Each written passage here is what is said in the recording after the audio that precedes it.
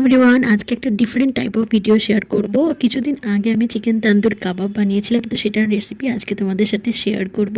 প্রথমে আমি 4টে পিস নিয়ে নিয়েছি, 2টো লেগ পিস আছে আর 2টো উইংসের পিস আছে। তারপর এটাতে অ্যাড করব লেবু, জিঞ্জার, গার্লিক আর কাঁচা লঙ্কার পেস্ট, আর তার সাথে স্বাদ মতন নুন। এগুলো সব কিছু ভালোভাবে এই চিকেনটাতে মাখিয়ে নিতে হবে। তারপর আরেকটা পেস্ট বানাবো। যতক্ষণ না আরেকটা পেস্ট তৈরি হয়েছে ততক্ষণ এটাকে ঢাকা দিয়ে রেখে দিতে হবে। তো আমি কিছুক্ষণ রেখে দিয়েছিলাম। তারপর ওই পেস্টটা বানানোর জন্য প্রথমে আগে একটা কড়াই নিয়ে নিয়েছি, একটা প্যান নিয়ে নিয়েছি, সেখানে আমি অ্যাড করছি ঘি। ঘিটা ভালো করে গরম হয়ে যাওয়ার পর গ্যাসের ওভেনটা অফ করে দিয়ে আমি অ্যাড করছি বেসনটা ঠিক এইভাবে মিক্স হয়ে গেলে এরপর অ্যাড করব 1 চামচ কাশ্মীরি লঙ্কার গুঁড়ো। সমস্ত কিছু মিক্স হয়ে যাওয়ার পর এটাকে সাইডে রেখে বলে এবার আসল পেস্টটা তৈরি করব। তার জন্য নিয়ে নিচ্ছি 2 চামচ মাস্টার্ড অয়েল। এবার এই তেলেতে অ্যাড করব লাল লঙ্কার গুঁড়ো, ধনে গুঁড়ো, জিরে গুঁড়ো, গরম মশলা, বিট নুন আর স্বাদ মতো নুন।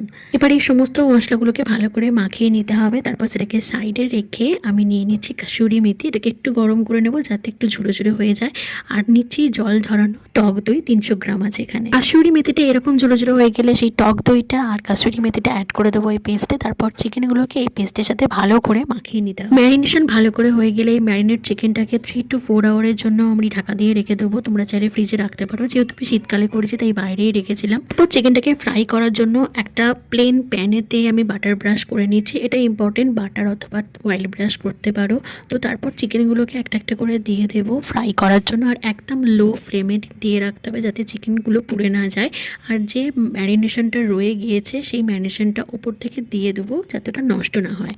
এইভাবে চিকেনটাকে উল্টে পাল্টে লো ফ্লেমে ভালো করে ফ্রাই করে নিতে হবে। আর চাইলে তোমরা বাটার ব্রাশ করতে পারো, তো আমি বাটার ব্রাশ করেছি, আর না হলে অয়েল ব্রাশও করতে পারো।